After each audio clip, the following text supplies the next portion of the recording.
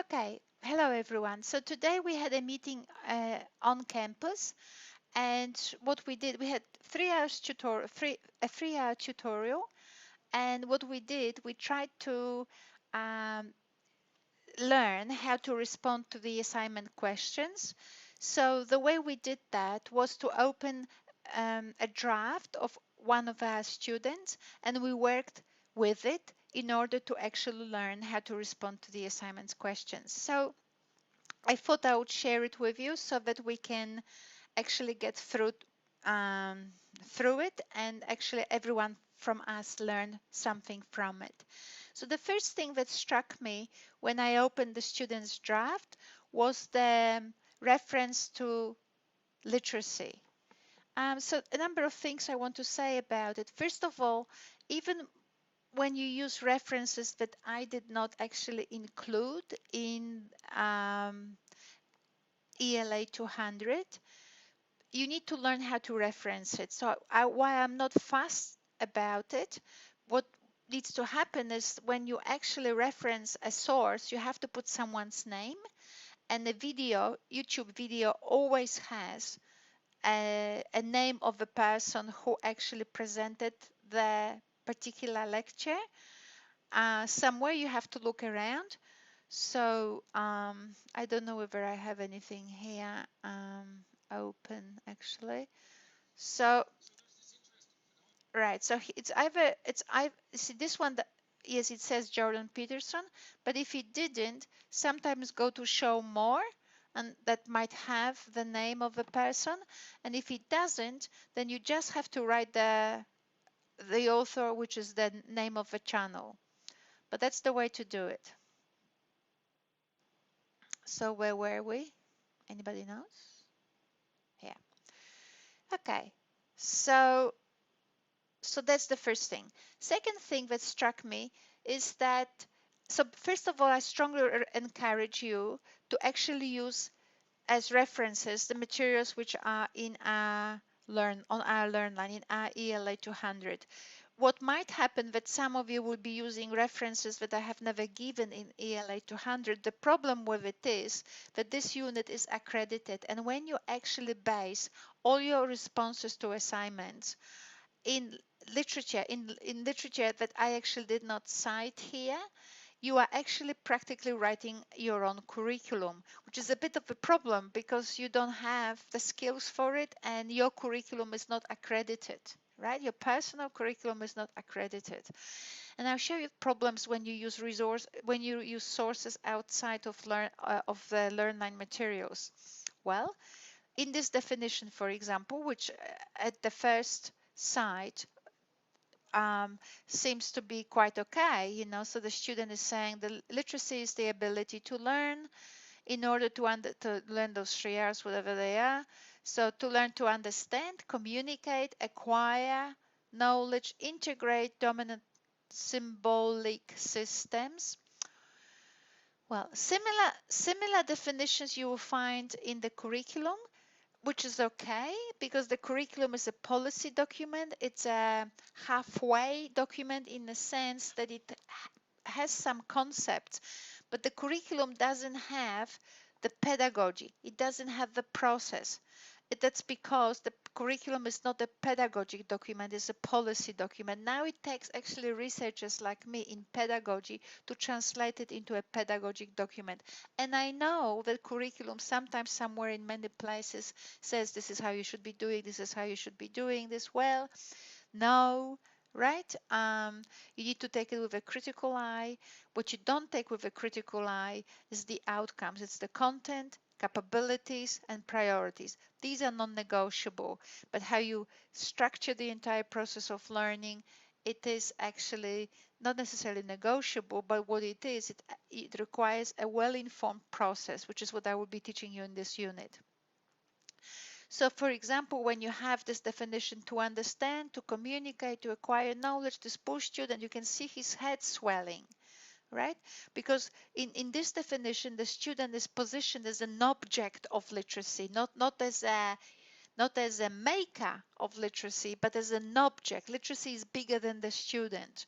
And in fact, if you want to have those critical and ethical and transformative capabilities, has the student to gain them when all you do is pound them on their head? You must understand, you must communicate, you must acquire knowledge, right?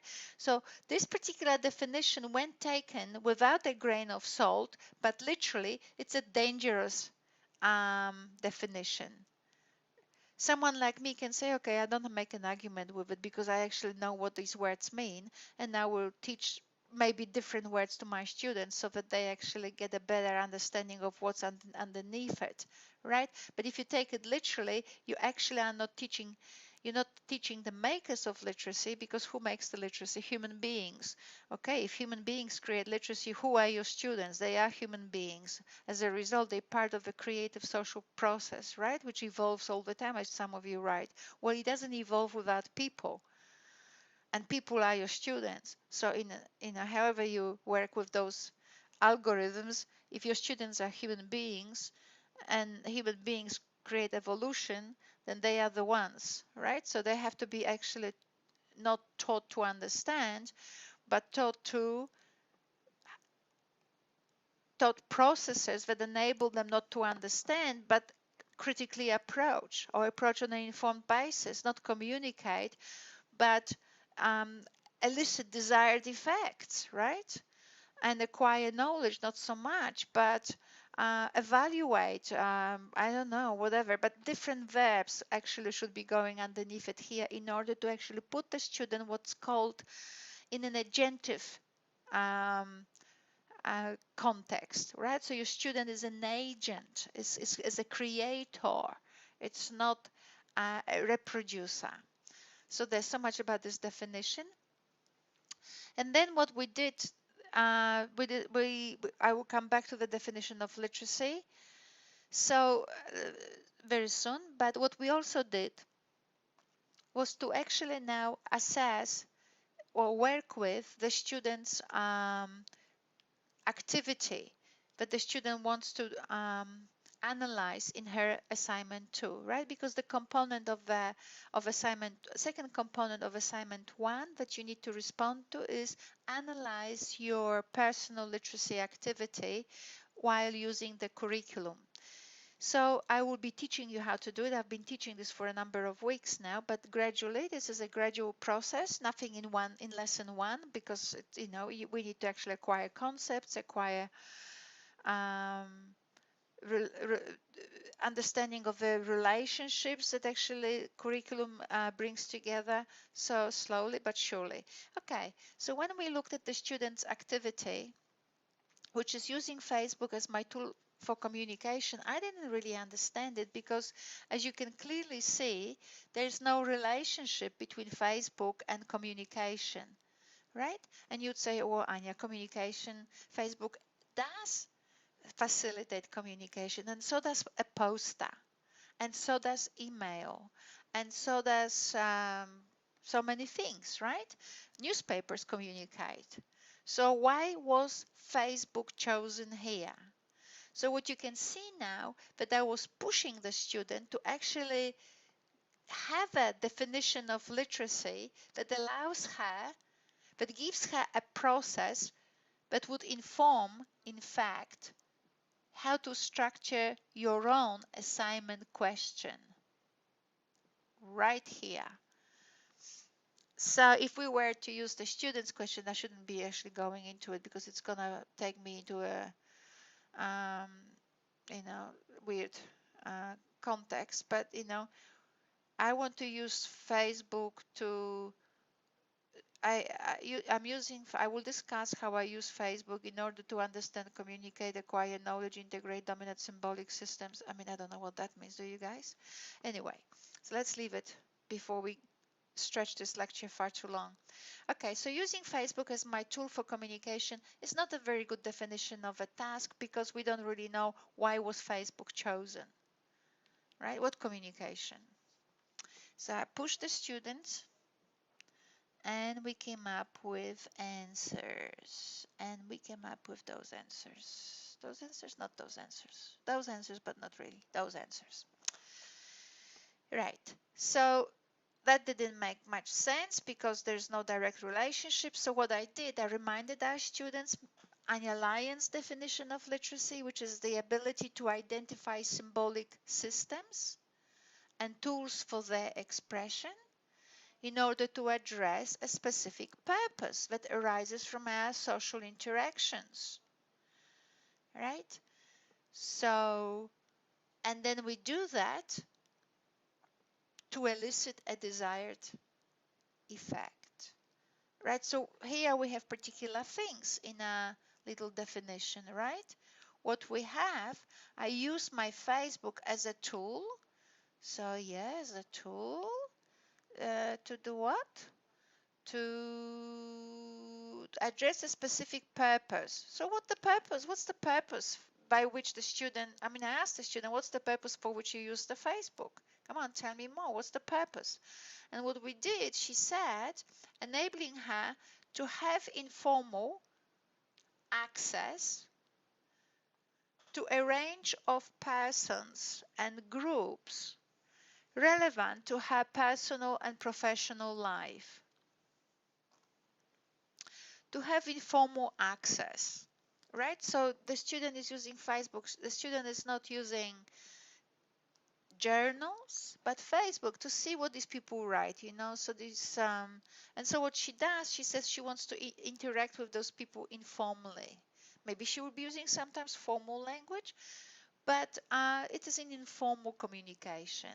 Well, if it is an informal communication, what we decided to do um, is to actually, in our activity, identify the kinds of sources of information on which the student draws in her communications on Facebook in order to actually act in an informal way, right? So without terrifying people and without turning it into a PhD. So that we did that. But before I take you there to show you how we did that, I just wanted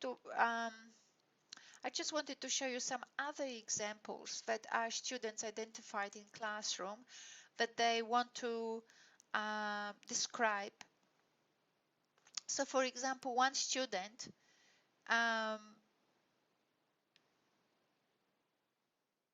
will discuss how they create brochures or newsletters at work to elicit interest in an event, right? So that will require them now to explore texts that allow them to make a decision or differentiate between brochures that are interesting or newsletters that are interesting or that actually have a language that actually enables one to inspire others as opposed to boring ways to inspire, right? Another one is here. Another student will talk about Facebook again, and she or he will talk about staying up to date with information relevant to them, right? So I wrote those green things here. They basically are just the equivalent of the purpose from our students. So you can actually delete that, right? It's just the equivalent.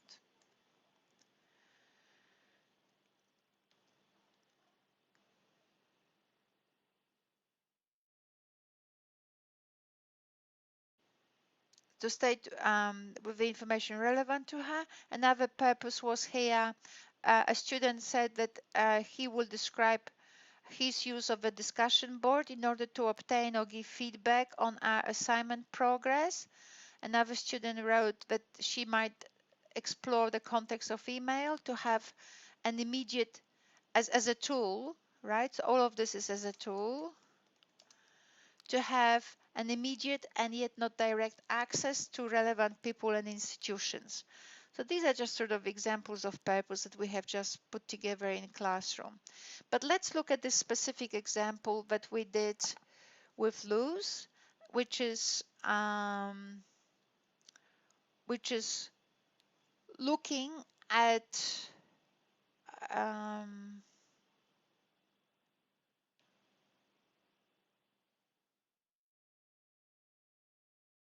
at Facebook. Sorry, but my computer crashed, so I'm just trying to find the right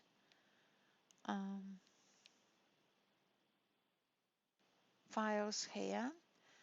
So I will remove the formatting and I'll make it larger so we can see it. So in Harris, so basically what we decided with Luz, that this is what she will be doing.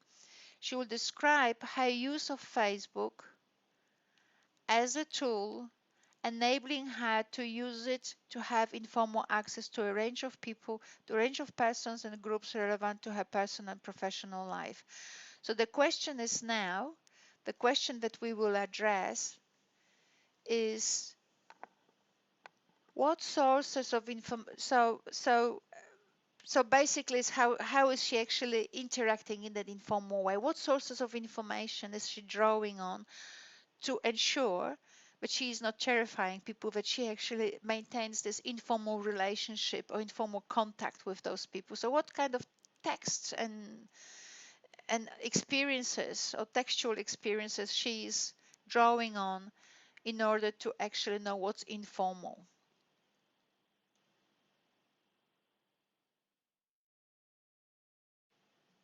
So what we did, we looked obviously into this PowerPoint, which I lost because my computer crashed. So we'll just open it and we'll find it.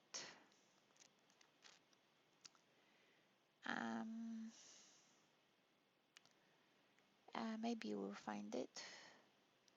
Okay, so you can see my computer crashed, so I can just now, that's the one, right? So we'll close that because we don't need that. Yes, I did record this class before and I lost everything, so I'm re-recording. Don't feel sorry for me, it's just life. So yeah, so we now will try to complete this table in relation to our students' question, which is, in this assignment, I will evaluate, not describe, or evaluate or describe my use of Facebook as a tool enabling me to use it to have informal access to a range of persons and groups relevant to my person. So basically, we are doing that. We're completing the table, and by responding to those categories from the curriculum, text in context, interacting with others, interpreting and analyzing and all of that, and creating text, that's another one. So the first category is also repeated. So the first category we will analyze in relation to critical and creative thinking, and notice that those categories are repeated for every capability. So we will analyze this in relation to this, and then we will do some work here and we'll do some work here. So let's take it slowly. So the question basically now is, on the basis of what kinds of texts you learn about genres and you learn about their purpose, right? On the basis of what text do you learn about what is an informal genre and what this informal genre actually does? What kinds of texts do you draw on to learn about what an informal genre is? Now, that can give everyone a headache. So what we did, we took it slowly, and it's amazing how well we did that. So the student said informal genre in what text? Well, simple, magazines, right? I look at different magazines. So I asked the student what kinds of magazines. So I'm not sure whether we got that far, but you can actually for yourselves think what kinds of magazines would give you, whether they would, and what kinds of magazines would give you an experience of or access to informal genres. What the student said, well, maybe not all magazines right throughout have informal language. Sometimes there is informal language, like when you have a story about someone, and when we have an interview, that interview in the story sometimes has actually informal language, not always. So she mentioned here jokes. Magazines have jokes, and jokes frequently actually use informal language. She mentioned also Reader's Digest.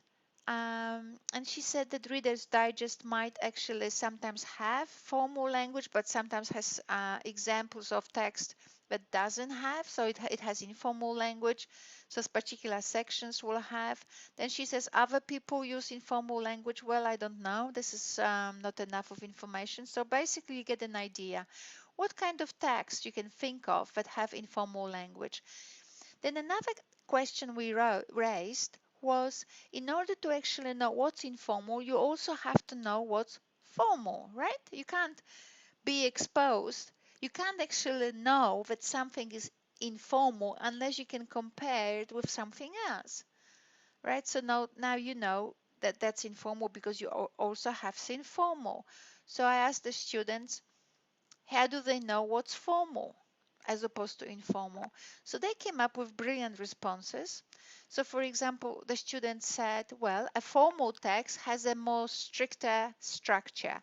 Informal text might also have some structures, but they tend to actually break with structures, right? So informal, you all know, but informal speech might be a little bit broken. Sometimes people go on a tangent, and sometimes what I do, I sometimes can't find words, right? Because I'm thinking and I'm trying to think of the best way to word complex concepts, and that's okay. It's only a podcast. It's not like it's going to Harvard tomorrow. Um, right, so it's a semi-informal speech that I'm producing right now. So the structure is different. So for example, she says, when the text is formal, it will have introduction. It might have some other sort of, headings and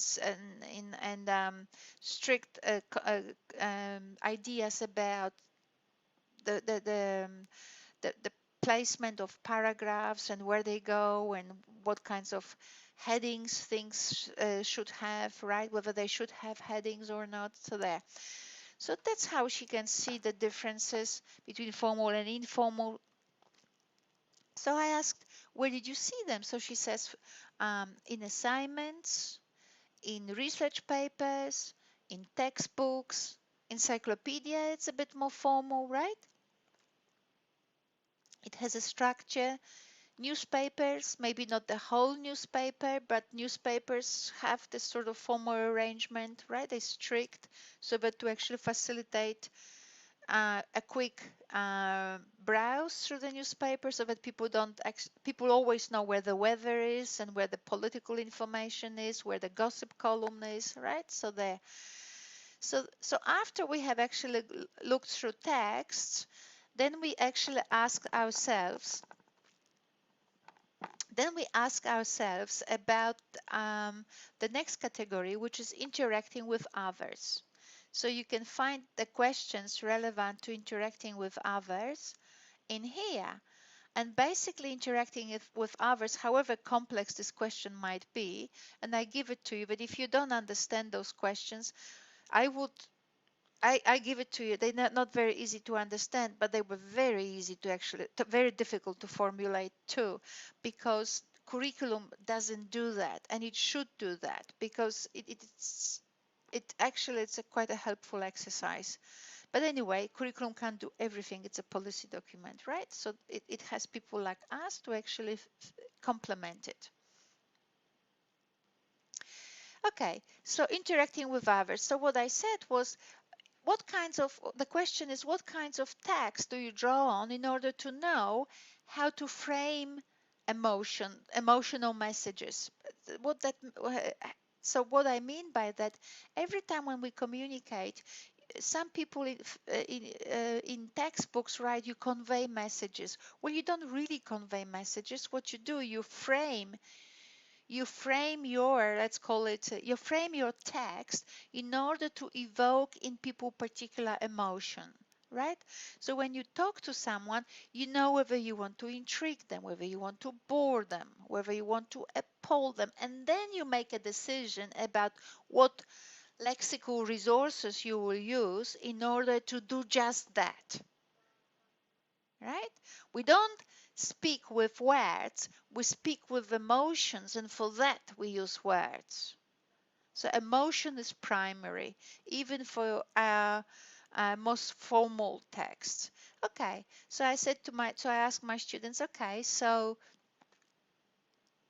what text do you use in order to learn how to how to express emotions, how to elicit particular emotions um, in the people with whom you interact on Facebook. So we thought a bit, or the students thought a bit, and that was quite easy.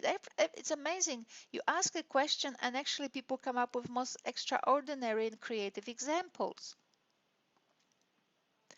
So, for example, the student said, in order to elicit humor, right, humor in an informal way, what she says, there are pictures on Facebook, right, and they have jokes, right? So what she's learning now, but you can use that one way of actually eliciting humor, to elicit humor in friends on Facebook. What we can do is we can use pictures with jokes, right? So to elicit humor. What other text can you think of? What she said is there are pictures with proverbs as well. And what do they do? Well, they are informal, obviously, ways. What do we call them actually in our assignment? They are informal symbolic systems, right? They are symbolic systems. So a picture is a symbolic system. A text, in an informal text, is a symbolic system, right? So a picture expressing a joke or eliciting a humor in other people, right, is a symbolic system. So people use symbolic systems like pictures to actually elicit in others reflection. Oh, that's lovely, isn't it? It's lovely. And then what else in terms of interaction with others? What else? Posting of others to express closeness, so to express the emotion of closeness. So what is it? There are icons like hearts and smileys, right? I use them quite often, but there are also terms like buddy and what mate and fella and like dear, I don't know about, but there are other terms you can think of, right? That are about expressing closeness. Love you as always, right? Or I don't know, whatever. Uh, Missing you, or I don't know, whatever. But you can think. So there were particular expressions that actually people use to in an informal way to actually express closeness. I have added here before my computer crashed, and after I finished this lecture the computer crashed, so I'm recording it second time, but I wrote here sarcasm. We didn't have it in our class, but I put it here because, for example, you can use the word dear as actually a, a term that expresses closeness, but also it could be sarcastically used, right? So that's why people sometimes use it also as a joke. Yes, dear, meaning like this is part a joke and part as impatience, expressing impatience. Then other examples, so sarcasm is another emotion that you might want to actually address in your examples. You have a look, depends on your activity. Now, I asked the student, how do you know that these are informal forms of informal, what do we call them again? Symbolic system. How do you know that they are informal symbolic systems? Well, because the students said, for example, they don't appear in news anchors. The news anchors do not use them. What else? They do not appear in non-fiction books. So these were very good comparisons, right? So that's very nice. So what other emotions people want to elicit in others? Well, uh, we didn't really say what emotion, but this is one of the ways. So that probably shouldn't be here. Relief by offloading and venting, right? That should actually go to examples of texts. It should actually go here, right?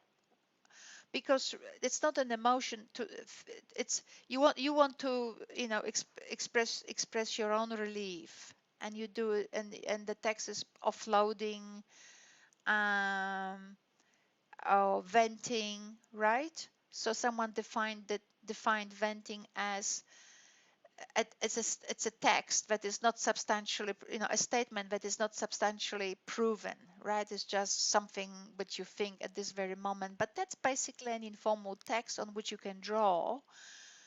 It's not actually, because the venting can actually express different emotions. Let's have a look again whether we could put it under our emotion, under interacting with others. Intimidation, humor. I just can't see it as an emotion. You feel relieved when you vent. So venting is a form of a text. It's a kind of almost like a genre in itself, right? So I'm just gonna leave it up there, not here. Here I was more looking for um, eliciting emotions. What kind of emotions you can think of that, and where do you find examples of uh, of those emotions expressed in text in an informal way? Because that's what we're looking in this particular task, as informal way. Anyway, so that was one thing. And then we looked at interpreting, analyzing, and evaluating. And when we actually had interpreting in our literacy, so that's, you have to go to slide 13, and it gives you a little bit of theory here before we go into the questions. And the theory here says the reason why we have the word interpret, right? So comprehension and interpreting, why are they put together? It's almost like as if you could comprehend and then interpret differently. Like first I comprehended and then I interpreted it. I mean, I don't get that. It's just one thing. And what the comprehension is putting together a text, or attributing, I don't want to use the word meaning, because I hate that word, because I don't think it actually says enough. So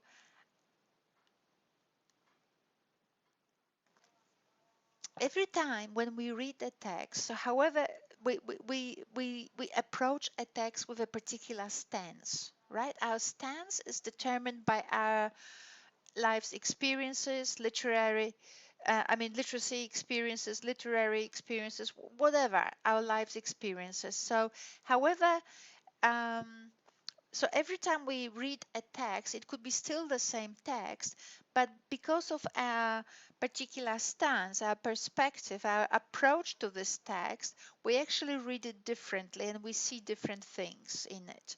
So your position to a text determines how you comprehend the text.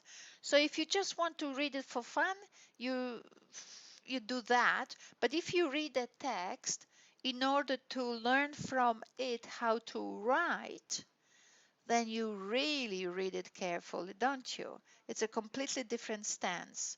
So that's what I'm saying. Your purpose, or your approach, your purpose, the way you position yourself in relation to the task of reading or to a particular reading determines how you actually interpret it, right? Because your positioning will skew or will determine what you will be looking for in that particular text. So the question that we have here now is, okay, so you are on your Facebook and you want to maintain and you want to interact in an informal way, right? So the question is, what experiences from your life, what kind of um,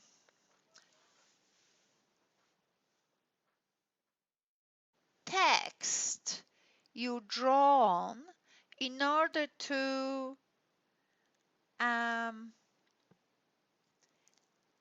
define how to be informal in your interactions, right? So what positions in your life or in your experience, what informs your understanding of how to be informal? And again, looks like a daunting question at this very moment, doesn't it? But then when we actually worked with it, we thought, well, we have experiences of that inform us. So for example, my entire life, Anya, so the experiences from my school, a range of texts that we have covered that, we discussed it before, the fiction and non-fiction texts, right? I learn through these experiences from school that when just browsing,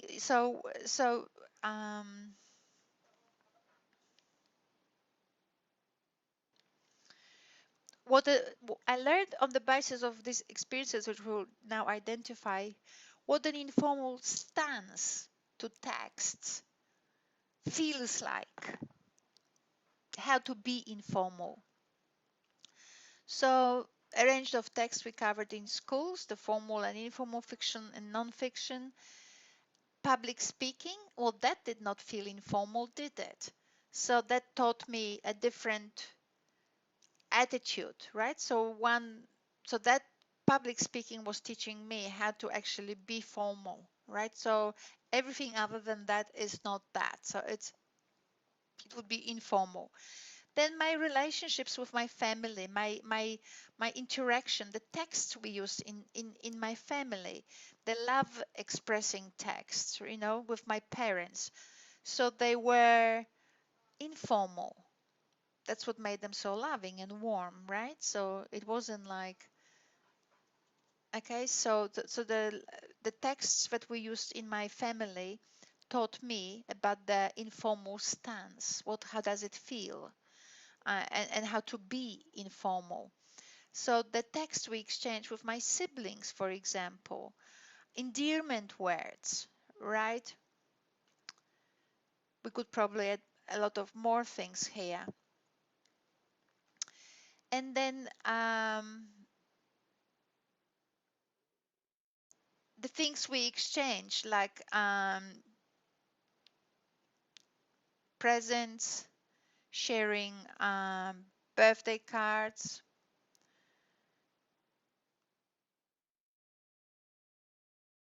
and what kind of text we use for birthday cards, the jokes and so on, right? The different linguistic, what did I call them again? Let's have a look.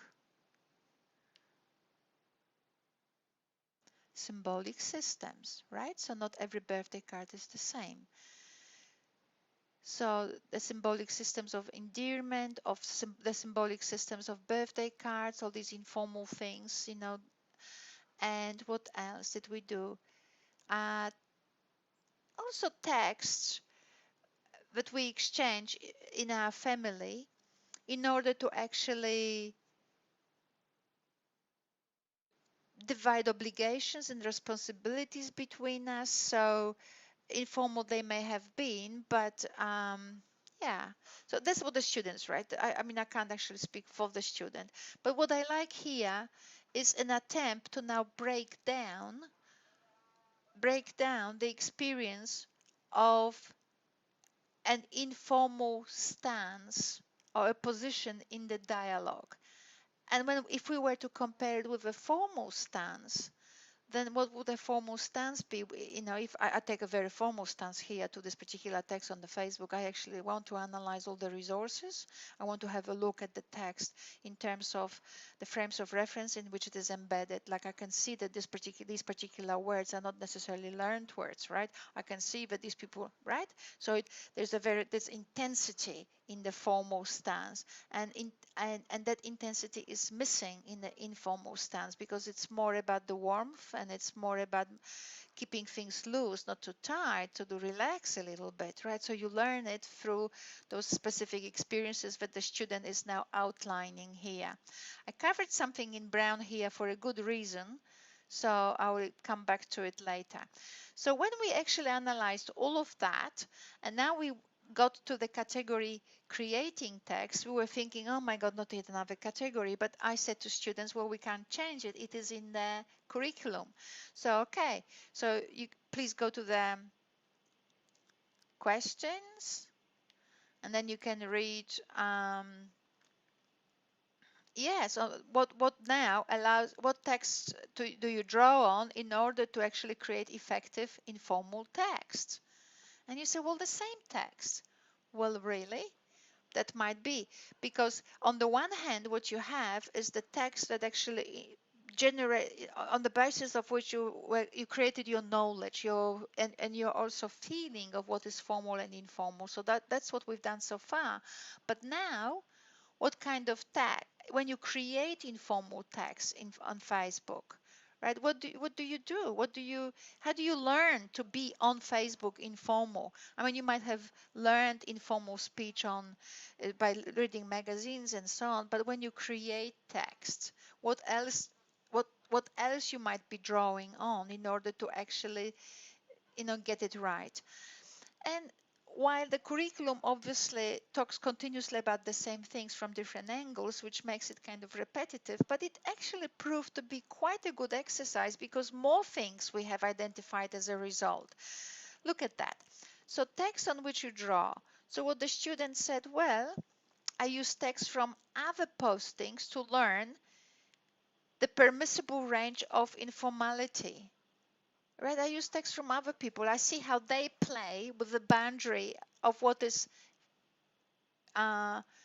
informal and pleasant, as opposed to informal and no longer pleasant. And we will come back to that point, right? So you learn from other people. So you learn where the boundaries of emotions, and you learn how language manipulates those boundaries of emotions, right? So you learn it from other people. So you're using the text of other postings. What else? What the student says, I use my own postings to allow me to test my own power to have an impact. So this is very interesting, actually, what the student said. I use my own postings to test my own power. So for example, if you want to be informal, and if you want to be pleasant, and if you want to be humorous, so what happens? I post something and I see how many responses I will get. How many people will like it? How many people will actually add to my response, right? So it's a way to test your own powers of engagement. So I created this text, and now who actually noticed that? Who actually engaged in it, right? So it's your way of testing your own power of actually being an interesting interactant, right? So creating text. You can see that now when we are talking about creating text, we're bringing some new dimensions to this analysis. What else here? Observing negotiations of others and how they manage ambiguity when it arises. Well, observing negotiations of others, right? We didn't talk about it until now, until we started talking about creating text. this actually has arisen, right? So I'm not saying it doesn't belong to other elements above, but it's interesting that it only actually appeared now when we talked about creating text. So what the students is saying is sometimes maybe some students, pardon me, I always talk about students, right? It's a professional problem. When people actually are on Facebook and they interact with one another, what she's saying that sometimes maybe there are tensions. Someone might have not negotiated the boundary of politeness and pleasantness enough, right? Something might be, so people express emotions. People always tread the line between nice and not nice very thinly. So what I'm saying is the student mentions, well, I just watch what other people do. When problems arise, I learn how they manage to actually resolve it without hitting it into you professor, this language of now changing the genre, addressing now the person that in terms of the titles, now you, right? So you raise the level of formality, right? So instead of doing that, what she's saying, I'm looking at how people solve problems informally and keeping things cool. Well, that's lovely. And you would say, okay, Anya, we're not going to do this now for ethical and intercultural because that's going to take us a year. No, you will not do it for the same. What you will now do in the ethical, intercultural, and intercultural capabilities, the ethical and intercultural capabilities are asking you the following question. How does all this range that you described above, all of the things we've analyzed, what does it say to you? What does it say, all this range of text you draw on, what does it say about the community in which you live? And it doesn't mean that next door and to whom you talk, because the text you read, the magazines you read, the range of expressions on which you draw from those different texts, right? What they do, they are your community. So even though I live in Australia, but say, for example, I might be having Cambodian friends on Facebook, or I might be reading some German text or some Polish things. So my community, not immediate community, not geographical community in my house, but my mental community, my cultural community might be quite big, right? So the question here is, what is your community? Or in more formal way is, what kind of community are you legitimizing through the texts, through the range of text on which you draw in your activity, right? What kind of community? So this is not a political correctness question.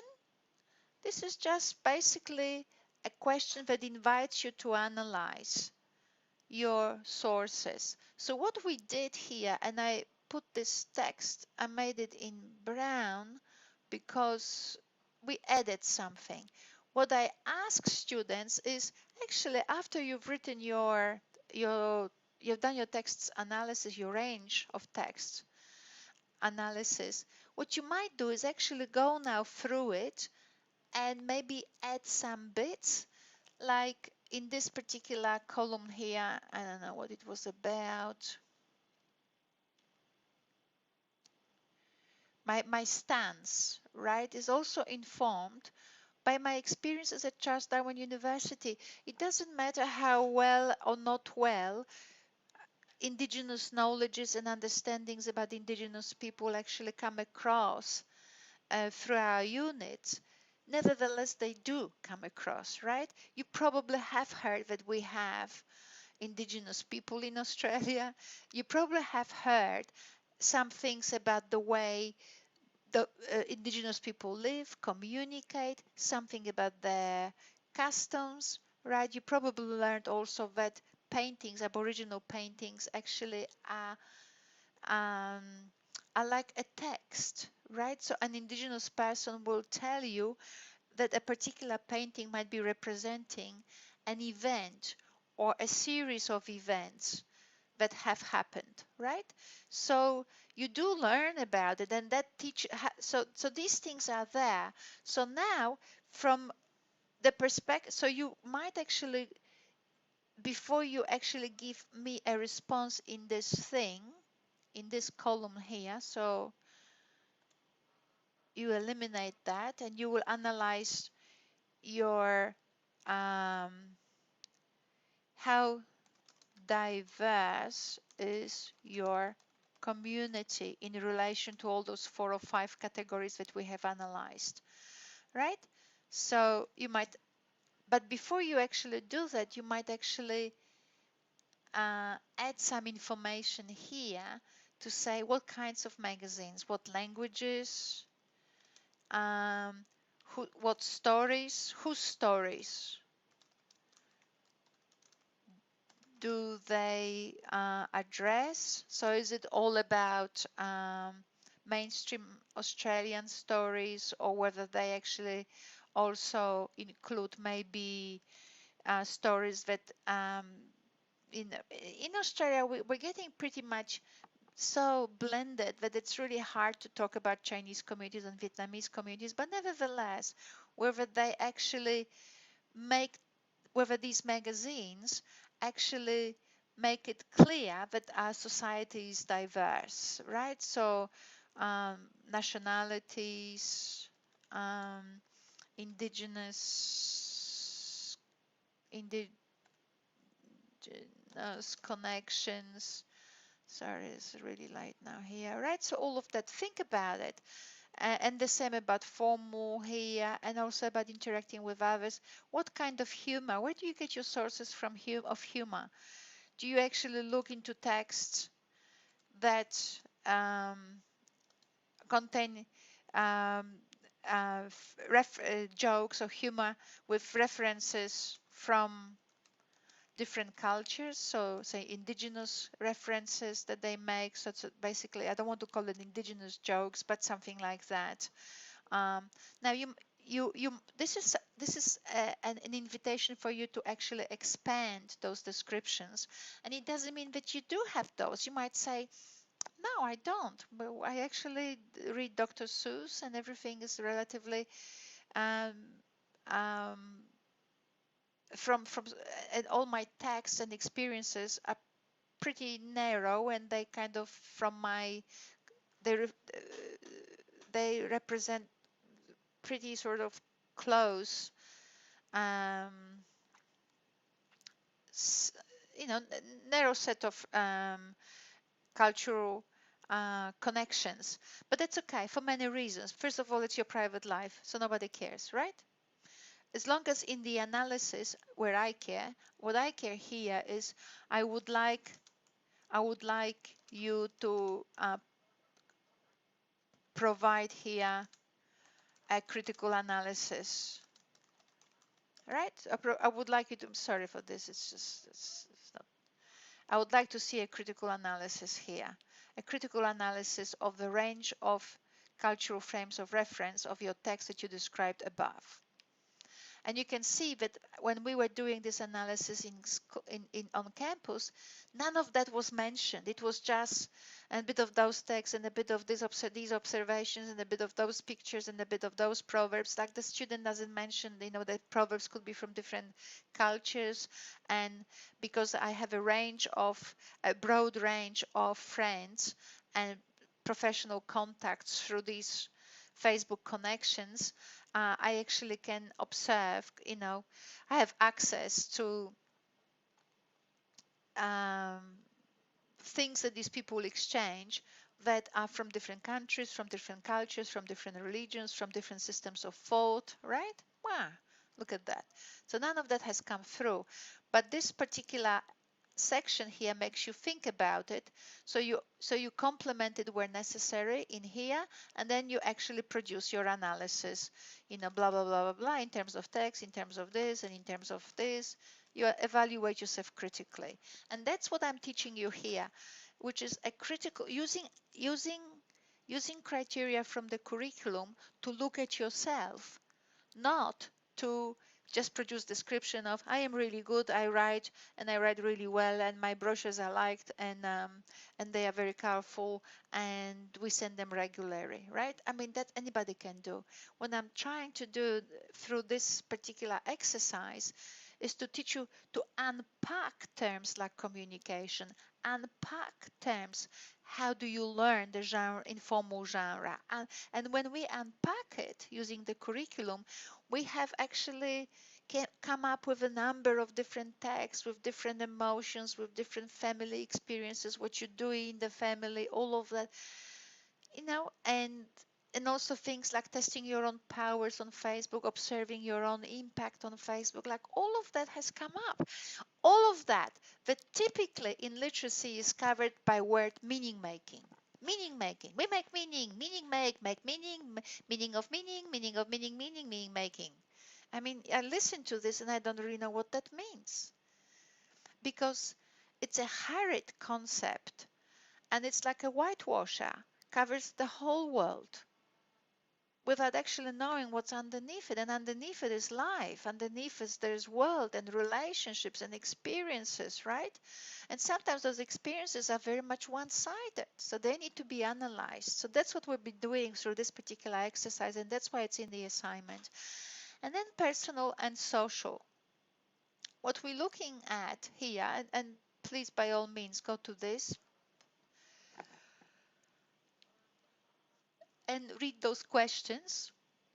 And basically these questions are asking you now, after having analyzed the ethical and intercultural impact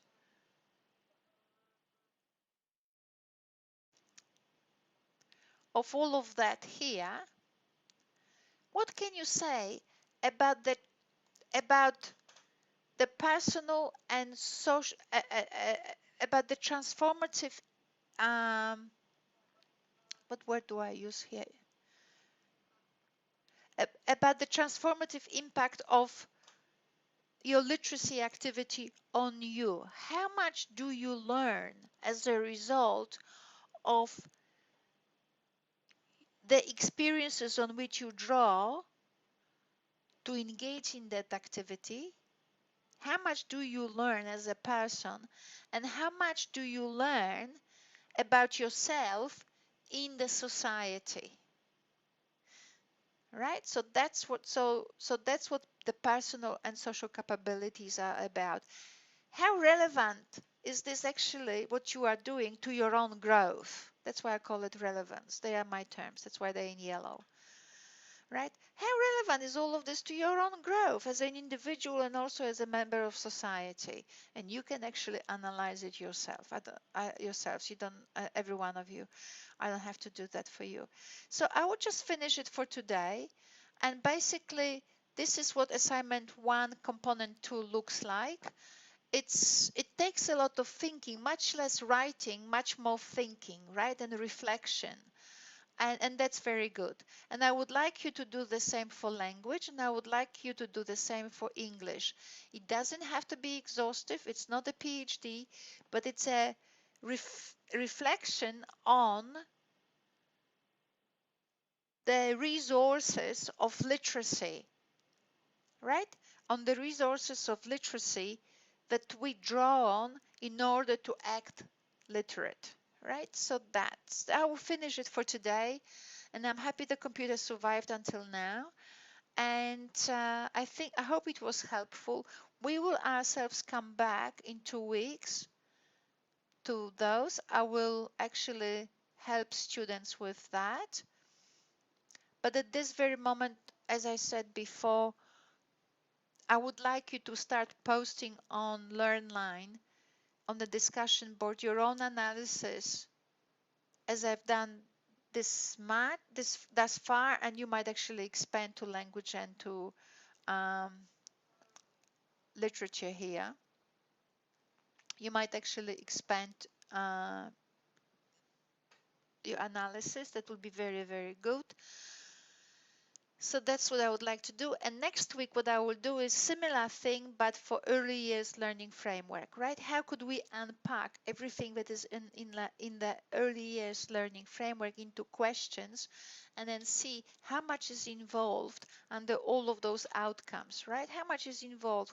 How many resources, you know, are being engaged by people when they do those particular things that early years learning framework talks about. So let's leave that for next week.